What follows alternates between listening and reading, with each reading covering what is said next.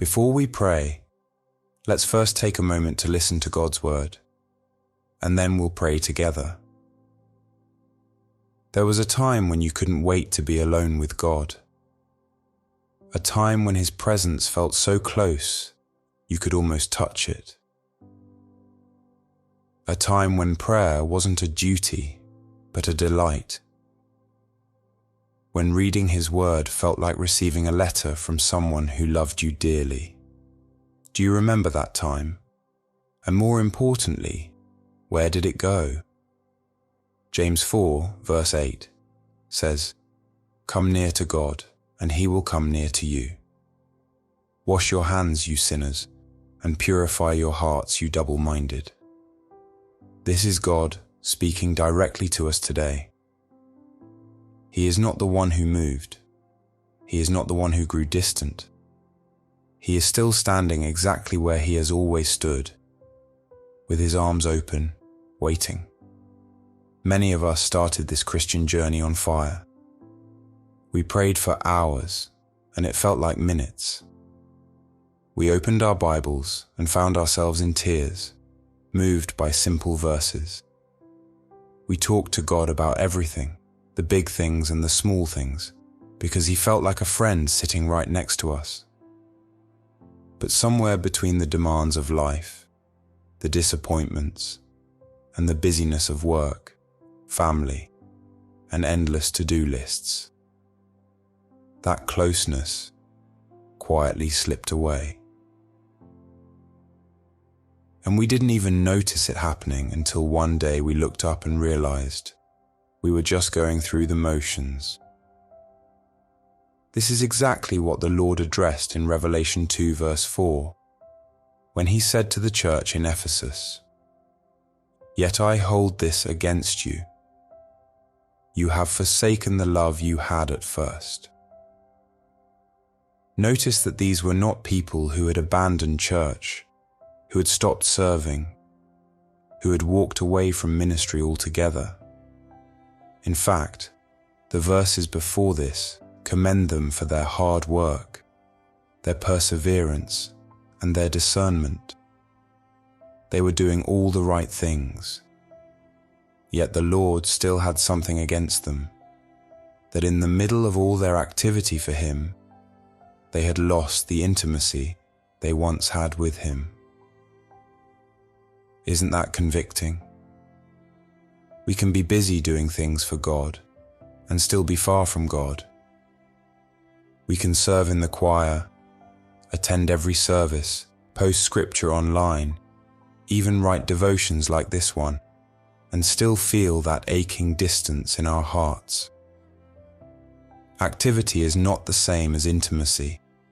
Duty is not the same as devotion. And I believe many of us watching this today know exactly what that ache feels like. Maybe for you, it wasn't busyness. Maybe it was a wound. Maybe you prayed for something for so long, and it didn't happen the way you hoped. And somewhere in that disappointment, you quietly pulled back. Maybe it was guilt. Maybe you fell into something you're ashamed of. And instead of running to God, you've been running from Him, thinking you first need to clean yourself up before you can come close again. Maybe it was simply drift, just days turning into weeks, turning into months of a shrinking prayer life, until you almost forgot what closeness with God even felt like. Whatever brought you here, I want you to hear this clearly this morning. God has not moved, and He is not asking you to earn your way back. James 4 verse 8 does not say clean yourself up first and then come near. It says come near and He will meet you there, and the cleansing happens in His presence, not before it. David understood this longing better than most of us. Look at what he wrote in Psalm 63, verses 1 to 2. You, God, are my God. Earnestly I seek you. I thirst for you. My whole being longs for you in a dry and parched land where there is no water. I have seen you in the sanctuary and beheld your power and your glory. David wasn't writing this from a place of comfort. He wrote this psalm while he was in the wilderness, running for his life, in one of the driest, most desolate places of his journey. And yet, in that dry season, what he longed for wasn't rescue first. It wasn't comfort first. It was God himself. His soul thirsted for the presence of God, more than it thirsted for relief from his circumstances. That is the kind of hunger that restores intimacy. If you have been in a dry season with the Lord, if prayer has felt more like a checklist than a conversation, if you can't remember the last time you sat quietly in his presence with nothing to ask for, just to be with him, I want you to know that today can be the day this changes. Let's not let another day pass in that dry, distant place. Let's come near to him this morning and let him do what only he can do, restore the closeness we've been missing. Let us pray. Heavenly Father, thank you for this new day. Thank you for waking me up and giving me another chance to seek you. Thank you for not giving up on me, even during the seasons when I gave up on spending time with you.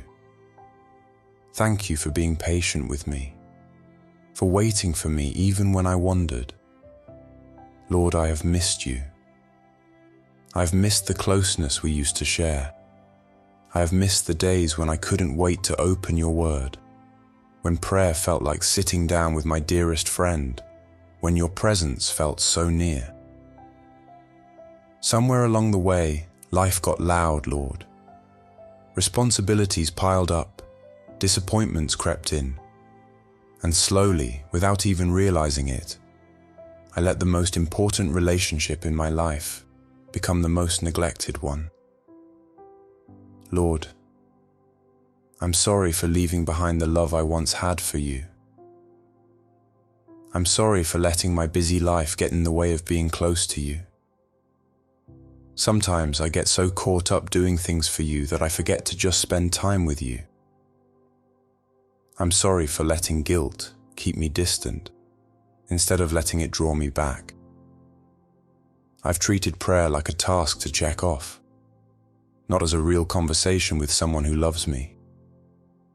I've read your word because I felt I had to, not because I truly wanted to. I let my disappointments make me think you left me, when really, I was the one who drifted away. Lord, today I'm choosing to come back. I want to stop running from you and start running toward you. I don't want to just know about you anymore. I want to truly know you. I don't want to serve you from a distance. I want to walk closely with you like Moses spoke with you as a friend. I long for that closeness again. I want my soul to thirst for you the way David's soul did in the wilderness, wanting your presence more than anything you could give me. Revive what has grown cold within me, Lord. Where my prayers have become habitual, infuse them with renewed vitality. Where my passion for your word has diminished, restore that longing. Where I have become complacent in distance, unsettle that complacency and bring me closer to you. Allow me to experience your presence once more, not due to my merit, but because your word assures it to all who sincerely seek you. Lord, take away every distraction that keeps pulling me from this place of intimacy with you. Take away the busyness that keeps convincing me I don't have time for you. Take away the shame that keeps whispering that I am too far gone to come back. Take away the pride that makes me think I can manage on my own without leaning on you daily. I refuse every voice that tries to keep me at a distance from you. I refuse a life of just going through religious motions. without ever truly meeting with you. Thank you, Lord, for meeting me exactly where I am this morning. Thank you for your patience, your mercy, and your relentless love that refuses to let me go, even in the seasons I drift. I believe that today marks a new beginning in our relationship, Lord. I believe that from now on, I will make time for you. I believe you are restoring the joy of my salvation. I believe you are rebuilding the intimacy I thought I had lost forever. I believe that just as your word says, I will seek you and find you when I seek you with all my heart. Lord, help me guard this closeness once you have restored it. Do not let me fall back into the same patterns that pulled me away in the first place. Give me the discipline to set aside time for you daily, even when life gets busy, even when there are 1,000 other things pulling at my attention. Help me to treasure my time together the way I would treasure time with someone I deeply love, because that is exactly what you are to me, Lord, the one I love above all else. I also pray for anyone else watching or praying this prayer with me today who feels that same distance in their walk with you. Meet them, Lord, right where they are. Whatever kept them away. Let them feel your nearness in a way that removes every doubt that you still want them close. Restore in them what has grown cold, and rekindle in them what has grown quiet. In Jesus' name. Thank you, Lord, for hearing me this morning. Thank you for closing every gap between us and drawing me back into that secret place with you. From now on, Lord, let my life reflect a closeness with you that everyone around me can see. To you alone be all the glory, honor, and praise.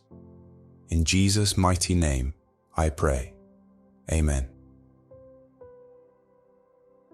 I hope this devotion encourages you to return to that place of closeness with God and to trust that He has been waiting for you all along.